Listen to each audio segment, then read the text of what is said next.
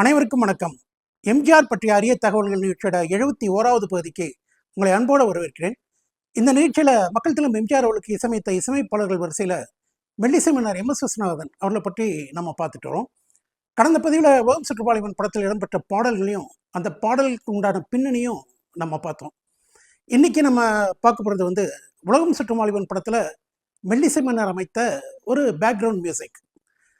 நடிகை சந்திரகலா அறிமுக காட்சி இது. அவங்க ஹோட்டலில் டான்ஸ் ஆடிட்டு இருப்பாங்க. அந்த நடனத்துக்கு மெல்லிசை மன்னர் அமைத்த பின்னணி இசையை இப்போ நீங்கள் கேளுங்க.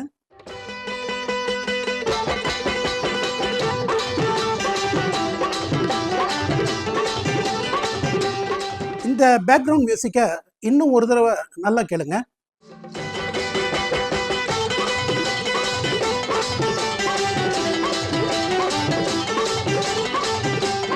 உலகம் சுற்றும் வாலிபன் படம் ரிலீஸ் ஆகிட்டு 13 வருஷம் கழிச்சு சத்யராஜ் நடித்து வெளிவந்த படம் முதல் வசந்தம்.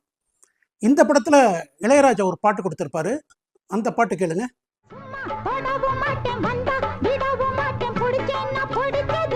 பாட்டோட பல்லவியை ஃபுல்லாக கேளுங்க.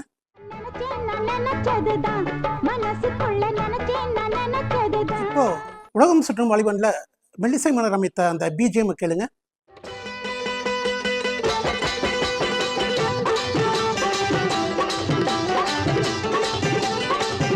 இந்த மியூசிக்கை இன்ஸ்பிரேஷனாக வச்சுட்டு தான் இளையராஜா முதல் வசந்தம் படத்தில் தன்னோட ஸ்டைலில் அந்த பாட்டோட பல்லவியை கொடுத்தாரா?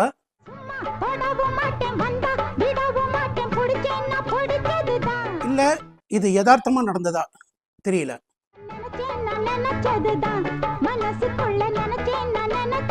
இது இன்ஸ்பிரேஷனாக இருக்குமா இல்லை யதார்த்தமாக நடந்ததா உங்கள் முடிவுக்கே விட்டுறேன்.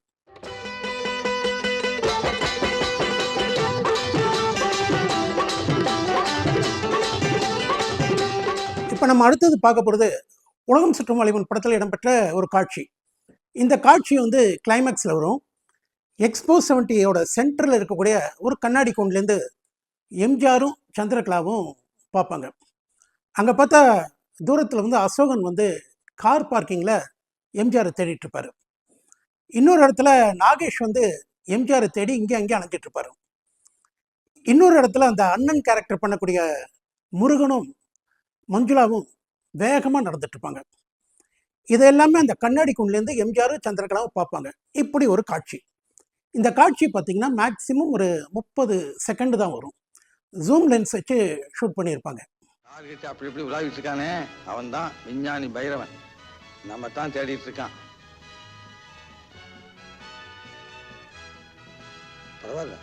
அரே இத பாரு இங்க இங்க இங்க இதே மார்க்கண்டன் நம்மளை தேடிக்கிட்டு பேயா அலைஞ்சிக்கிட்டு இருக்கான் பாரு.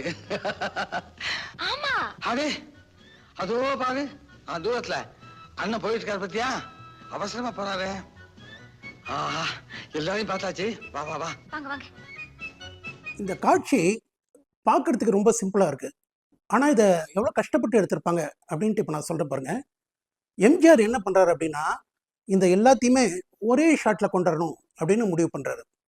அதாவது எம்ஜிஆர் சந்திரகலாவும் நிற்கக்கூடிய இடத்துலேருந்து கேமரா ஜூம் ஆகிட்டு நேராக போயிட்டு அசோகனை காட்டும்.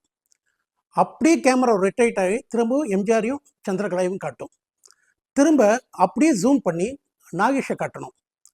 திரும்ப நாகேஷ்கிட்டேருந்து ஜூம் ஆகிட்டு எம்ஜிஆரையும் சந்திரகலாவையும் காட்டணும். அடுத்தது திரும்ப அதை அப்படியே போயிட்டு அண்ணன் முருகனையும் மஞ்சுளாவையும் காட்டணும்.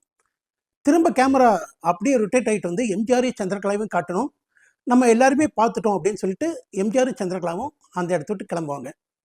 திரும்ப இந்த சீனை ஒரு தடவை பாருங்க. அப்படி இப்படி உலாவிட்டு இருக்கானே அவன் தான் விஞ்ஞானி பைரவன். நம்ம தான் தேடிட்டு இருக்கான். பரவாயில்ல. அரே இத பாரு இங்க இங்க இங்க இதே மார்க்கண்டன் நம்மளை தேடிக்கிட்டு பேயா அலைஞ்சிக்கிட்டு இருக்கான் பாரு. ஆமா அரே அதோ பாரு தூரத்துல அண்ணன் போயிட்டு இருக்காரு பத்தியா? அவசரமா போறாரு. ஆஹா எல்லாரையும் பார்த்தாச்சு. வா வா வா வாங்க வாங்க. கண்ணாடி கூண்டுலேருந்து அசோகன் நிற்கக்கூடிய இடம் குறைஞ்சது ஒரு 3-4 மைல் இருக்கும். அதே போல தான் எம்ஜிஆரும் மஞ்சுளாவும் நிற்கக்கூடிய இடம். இன்னொன்று இவங்ககிட்டேருந்து ஒரு 1 மைல் தள்ளி நாகேஷ் நிற்கிறாரு. இப்போ இவங்க எல்லாருமே நடிக்கணும். எப்படி ஸ்டார்ட் சொல்கிறது, எப்படி கட் சொல்கிறது, ஸ்டார்ட் சொன்னால் உங்களுக்கு தெரியுமா, இல்லை ஷார்ட் கட்டுன்னு சொன்னால் உங்களுக்கு தெரியுமா? எம்ஜிஆர் யோசிக்கிறாரு. அப்போ என்ன பண்ணுறாருன்னா, அந்த கூண்டுலேருந்து ஒரு விளக்க போடுறோம், அந்த வெளிச்சத்தை பார்த்த உடனே நடிக்க ஆரம்பிங்க அப்படின்னு சொல்கிறாரு. ஆனால் சூரிய வெளிச்சத்தில் அங்கே விளக்கு போட்டது வந்து யாருக்குமே தெரில. எம்ஜிஆர் யோசிக்கிறாரு, இந்த சீனை எப்படி எடுக்கலாம் அப்படின்ட்டு ஒரு ஆளை அனுப்புகிறாரு. ஏன்னா அப்போல்லாம் வந்து செல்ஃபோன் அந்த மாதிரி எந்த வசதியுமே கிடையாது. ஒரு ஆளை ஒவ்வொருத்தரும் நிற்கக்கூடிய ஸ்பாட்டுக்கு அனுப்புகிறாரு. அனுப்பி தொடர்ந்து நீங்கள் என்ன செய்கிறீங்களோ அதை ஒரு 3 மணி நேரம் செஞ்சிட்டே இருங்க அப்படிங்கிறாங்க. அதாவது ஒரு 3 மணி நேரம் அசோகன் வந்து எம்ஜிஆரை தேடுற மாதிரியே நடிக்கணும். நாகேஷ் வந்து இங்கேயும் அங்கேயும் பரபரப்பாக போகிற மாதிரி நடிச்சுக்கிட்டே இருக்கணும். அதே போல் எம்ஜிஆரும் மஞ்சளாவும் வேகமாக நடக்கிற மாதிரி நடிச்சுட்டே இருக்கணும். இதை சொல்லிட்டு வந்து எம்ஜிஆர் ஷாட் எடுக்கிறாரு, அசோகன் நடிக்கிறாரு, நாகேஷ் நடிக்கிறாரு. எம்ஜிஆர் தன்னோட காஸ்டியூம்ஸ் எல்லாம் மாற்றிட்டு அண்ணன் முருகனாவும் மஞ்சுளா கூட இங்கே அங்கேயும் வேகமாக நடிக்கிறாங்க. இந்த ஷாட் முடிஞ்ச உடனே எம்ஜிஆர் அப்படியே வந்து ராஜுவோட காஸ்டியூம்ஸ்க்கு மாறி சந்திரகலாவோட அந்த கூண்டில் நின்று பேசி இந்த ஷாட்டை முடிக்கிறாரு.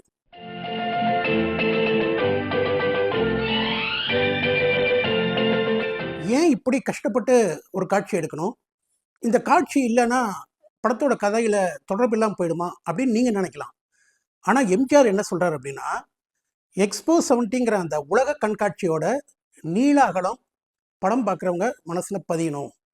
ஒரு நாள் 8 லட்சம் பேர் 9 லட்சம் பேர் வரக்கூடிய ஒரு இந்த இடத்துல ஒருத்தர் தேடி கண்டுபிடிக்கிறது அவ்வளோ சாதாரணமான விஷயம் இல்லை அப்படிங்கிறது படம் பார்க்கக்கூடிய மக்களோட மனசில் பதியணும். அப்படிங்கிறனால தான் இவ்வளோ ரிஸ்க் எடுத்து இந்த காட்சியை அவர் ஷூட் பண்ணியிருக்காரு.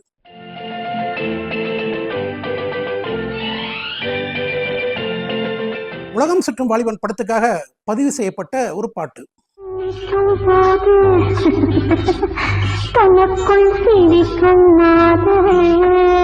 ஆனா படத்துல இந்த பாடல் காட்சி இடம்பெறவே இல்லை.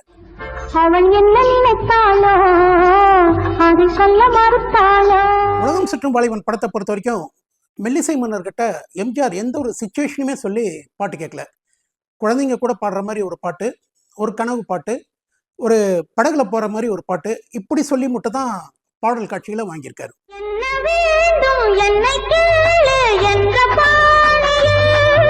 இந்த பாட்டை பதிவு பண்ணி வாங்கினாரே தவிர இதற்கான சிச்சுவேஷன் படத்தில் இல்லாதனால இந்த பாடல் காட்சியை அவர் ஷூட் பண்ணவே இல்லை.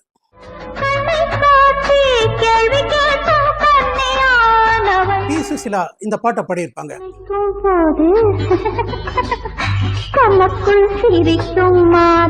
இசைத்தட்டுல வந்து வானொலியில மட்டும் ஒலித்த பாடல் இந்த பாடல்.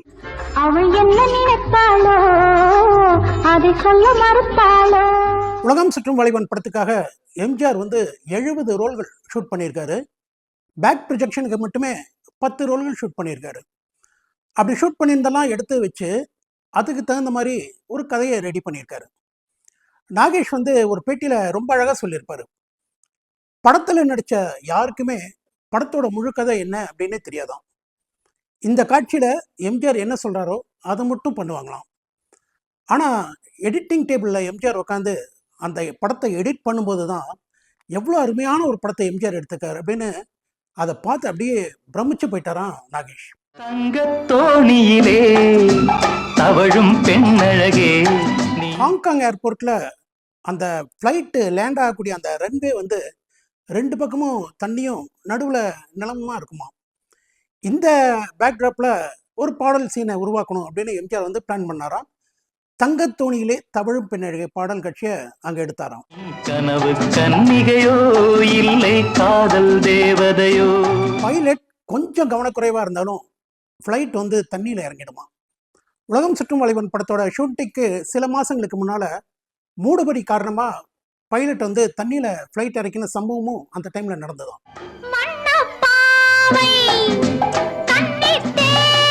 இந்த பாடல் காட்சியிலையும் ஃப்ளைட் ஒன்று லேண்டிங் ஆகும்.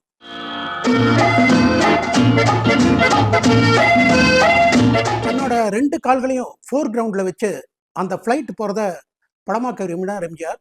இதுக்காக பல மணி நேரம் காத்துட்டு இருந்தாராம். காத்துட்டு இருந்து அந்த காட்சி எடுத்திருக்காரு.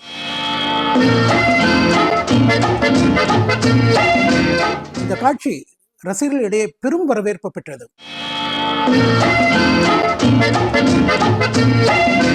இந்த பதிவில் மெல்லிசை மன்னர் எம்.எஸ். விஸ்வநாதனோட இசையில் எம்ஜிஆர் நடித்த உலகம் சுற்றும் வாலிபன் படத்துலேருந்து சில விஷயங்களை பார்த்தோம்.